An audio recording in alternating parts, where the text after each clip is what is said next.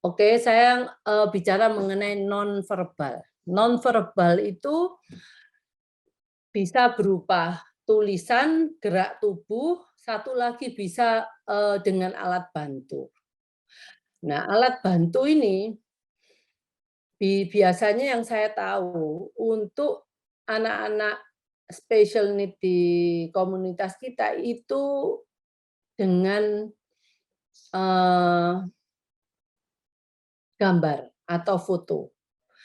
Nah, maka dari itu saya encourage orang tua untuk yang anaknya masih nonverbal, banyaklah buatlah foto-foto yang banyak yang berkenaan dengan aktivitas anak atau tempat-tempat anak yang disukai anak, rumah orang-orang yang disukai anak. Jadi itu akan membuat kita itu punya topik kalau kita ketemu sama anak. Karena biasanya orang tua itu banyaknya ngomong, saya kalau ketemu anak saya bingung saya mau ngomong apa. Nah, kalau Anda bingung, mungkin nggak usah Anda, mungkin pembantu Anda atau babysitter Anda atau siapapun yang ada di sekitar anak, itu selalu membuat foto-foto mengenai anak kita, aktornya atau artisnya itu anak kita. Atau tempat-tempat di mana dia di sana, itu buatlah foto itu sebanyak mungkin, sekomplit mungkin. Dan Anda tidak akan kekurangan topik kalau Anda ketemu mereka. Jadi ini kalau satu arah dengan alat bantu komunikasi, itu kita bisa komunikasinya tuh jauh lebih banyak. Tapi kalau Anda tidak menggunakan alat bantu komunikasi, tanpa alat bantu, itu komunikasi yang kita berikan itu hanya dalam bentuk gerak tubuh atau ya gerak tubuh. Kalau alat bantu komunikasi tulisan ini juga salah satu alat bantu komunikasi. Dengan tulisan juga bisa. Kalau nggak mau foto, anak kita udah bisa menulis. Dia mungkin nggak bisa bicara verbal, tetapi dia bisa menulis. Nah, itu juga nggak apa-apa. Itu akan membuat komunikasi ini jauh lebih berkembang. Kalau dengan hanya gerak tubuh itu kurang berkembang karena yang dengan gerak tubuh yang komunikasi dengan gerak tubuh yang benar-benar komprehensif itu seperti anak bisu tuli. Itu pakai pakai tangan, pakai gerak tangan di mana itu juga butuh fokus dan memori untuk bisa mempelajari bahasa bahasa gerak itu, bahasa tangan itu. Nah, jadi lebih mudah itu dengan foto atau dengan gambar atau tulisan. Nah, kalau anak itu bisa menulis, saya assuming saya anak ini sudah bisa mengenal punya kosakata banyak, tetapi nggak bisa keluar. Jadi keluarnya cuma dalam bentuk tulisan karena dia nggak bisa bersuara. Nah, itu yang Ibu harus tahu maksud saya di sini. Nah, di sini videonya yang saya minta, mungkin Ibu bisa memperlihatkan video di mana dia menjalankan instruksi. Nah, kalau semuanya tanpa alat bantu, Anda akan mungkin bicara, terus anak akan melakukan apa yang diinstruksikan. Nah, seperti di sini, kalau dipanggil namanya, nah, Stephen, nah dia akan menoleh, ya karena nonverbal kan. Kalau umpamanya dia pakai alat bantu, mungkin kita panggil Stephen sambil kita menunjukkan gambarnya dia. Nah, ini Stephen ini. Ya, dia menoleh dan dia tahu Stephen itu sesuai dengan seperti alat gambar dia yang ada di foto yang kita pegang. Nah, itu untuk mengenalkan sebenarnya Stephen itu ini ya. Oke. Yang kurang dari 3 detik, mungkin Ibu bilang, "Sini, mau kue." Dia akan datang. Nah, kalau di sini Ibu, kalau kita ngomong sini, memang dia akan bergantung pada gesture kita untuk bilang sini. Kalau bisa Ibu jangan seperti ini, mungkin cuman bilang, "Sini, mau kue." dia bisa mendekat ke kita. Nah, itu instruksinya seperti itu tanpa ada bantuan gerak tubuh dari kita. Tetapi yang dia sudah bisa menjalankan instruksi tanpa bantuan gerak tubuh kita. Yang C, selanjutnya adalah mungkin lebih panjang lagi, kamu mau permen atau susu? Ada pilihan. Atau kalau dia masih belum bisa pilihan tadi, seperti video yang, mamanya Givari kirim itu, anaknya kalau permen atau susu, dia selalu milih yang paling belakang. Berarti dia masih belum bisa skill memilih. Skill communication dalam arti memilih ini atau ini. Nah, itu memang harus dilatih. Nah, yang di atas 5 detik mungkin lebih panjang lagi, ambilkan tas mama warna hitam di ruang tamu. Nah, itu nonverbal dengan yang sudah reseptifnya itu lebih panjang lagi. Jadi ini nonverbal satu arah. Kalau nonverbal yang dua arah, nah ini juga bisa tanpa dan dengan alat bantu komunikasi. Jadi kalau di sini fokus ekspresif yang kita lihat. Dengan alat bantu komunikasi, gambar atau foto atau tidak juga nggak apa-apa kalau Anda nggak bisa. Tapi kalau ini nonverbal tanpa, loh kok bisa ke atas ya?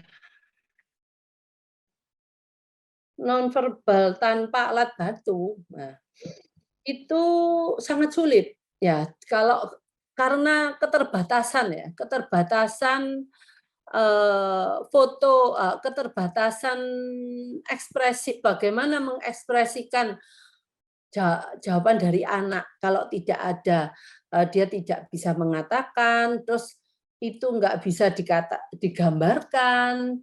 Nah, akhirnya ini kalau nggak ada foto seperti gini, kita menanyakan, ke dia, "Kamu mau pisah atau, eee, kamu mau pisah?" Nah, "Kamu mau pisah atau burger?" Dia nggak bisa membuat pilihan karena dia nggak bisa ngomong. Kecuali kita tunjukkan mau pisah atau mau burger. Nah, dia bisa menunjuk. Nah, itu gunanya alat bantu komunikasi. Atau kalau dia tanpa alat bantu, dia nggak bisa ngomong, "Mama saya mau Pizza Hut." Kalau dia dengan gambar, dia bisa menunjukkan saya itu fotonya dia, mau itu nanti kita ada kata sambung, mungkin kalau kata sambung itu kita nggak ada gambarnya, mungkin cuma tulisan, terus ada gambarnya pisah. Terus pisahnya terus ada gambar Pizza Hut, restoran Pizza Hut. Jadi kita tahu dia mintanya pizza yang ada di Pizza Hut, gitu ya. Kalau di atas 5 detik dia akan jauh lebih banyak bisa ngomong. Kadang-kadang anak-anak ini bisa minta Pizza Hut yang adanya di satu tempat. Nah, itu terjadi memang, dia minta Pizza Hut yang khusus di Tunjungan Plaza belinya. Nah, ini saya juga punya pengalaman, anak saya mintanya dulu zaman kecil dia minta McDonald yang adanya di Sidoarjo. Kebetulan anak saya memang sudah verbal.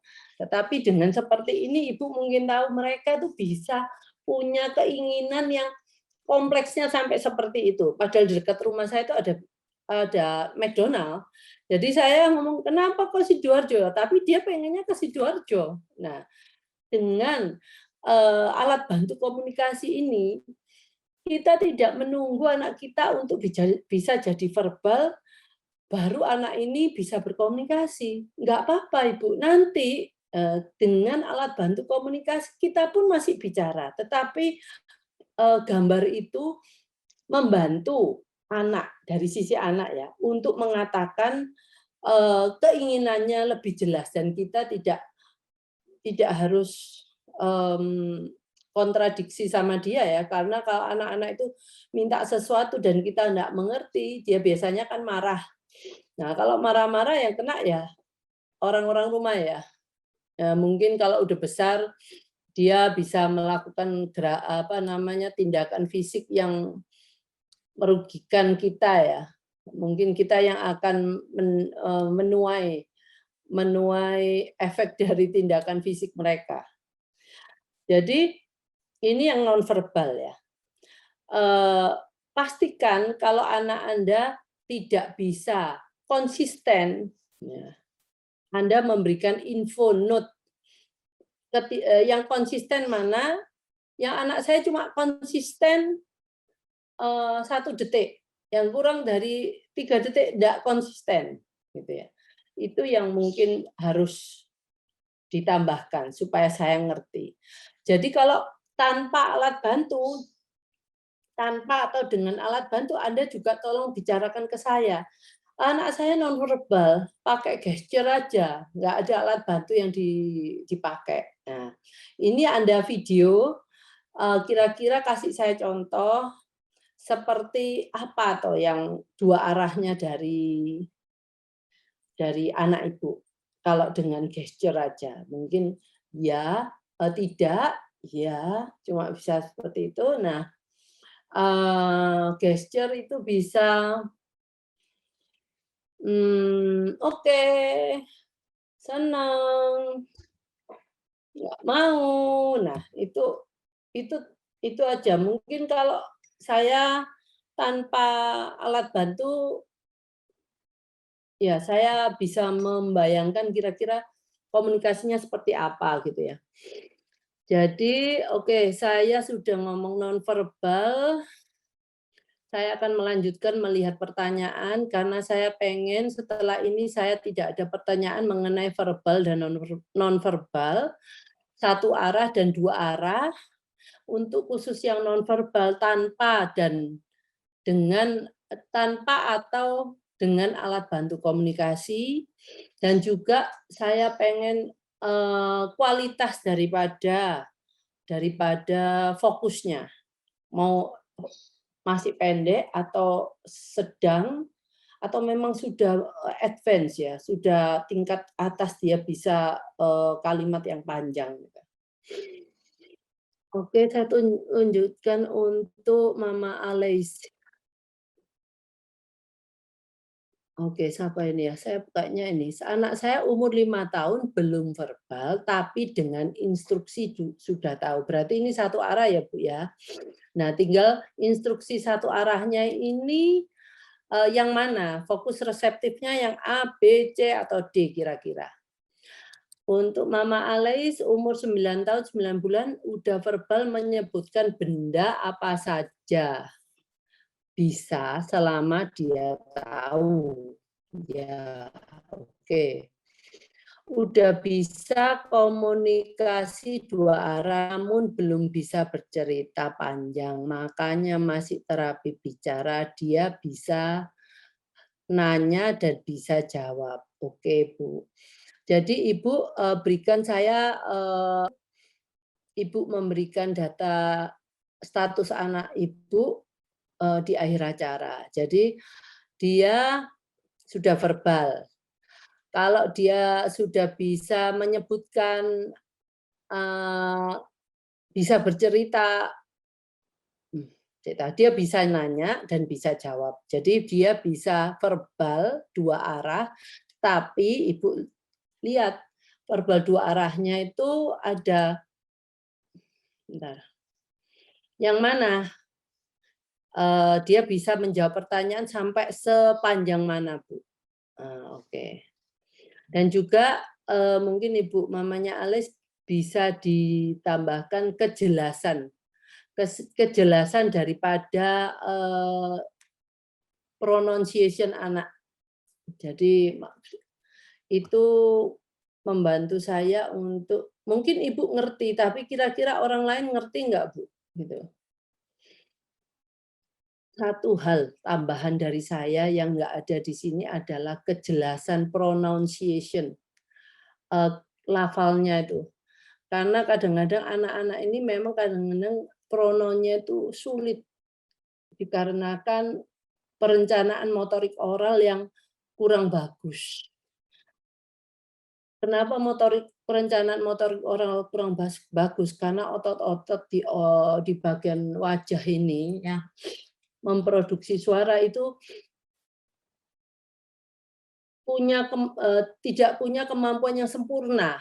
Jadi nggak bisa menunjang seperti rahang, seperti bibir, lidah, eee, mungkin pipi ya, itu semuanya harus sempurna. Jadi kalau dia bisa melakukan gerakan itu dengan sempurna dan ada udara yang keluar, maka akan terjadilah suara yang keluar dari mulutnya. Tetapi kalau salah satu, salah dua yang nggak sempurna, maka itu kata-kata itu akan jadi, mmm, tidak seperti yang harus keluarnya itu, seperti kata-kata dari bibir. Nah, dia bisa mungkin bibirnya kuat, tapi kalau mamanya me, beh, peh, semuanya tuh dari bibir dan bedanya tipis, Ibu. Coba Ibu, kita heeh, kita sadari ya, pada waktu meh, beh, peh, itu bedanya cuman sedikit. Jadi seperti orang kalau, pemula pemula bisa nyetir mobil, dia bisa jalan mobilnya, tetapi kalau untuk suruh akurat lewat tempat yang pas dengan mobilnya, mungkin dia bisa nabrak kiri kanan ya, karena itu diperlukan keakuratan. Jadi seperti itu yang, dibuat di bibir untuk anak-anak yang awal-awal ngomong meh, beh, peh, bagi dia sulit untuk membedakan meh sama peh, meh sama beh. Nah, itu yang harus kita sadari. Jadi kalau saya mendapatkan, informasi yang jauh lebih rinci, itu membuat saya, mengetahui lebih jelas mengenai status anak ibu.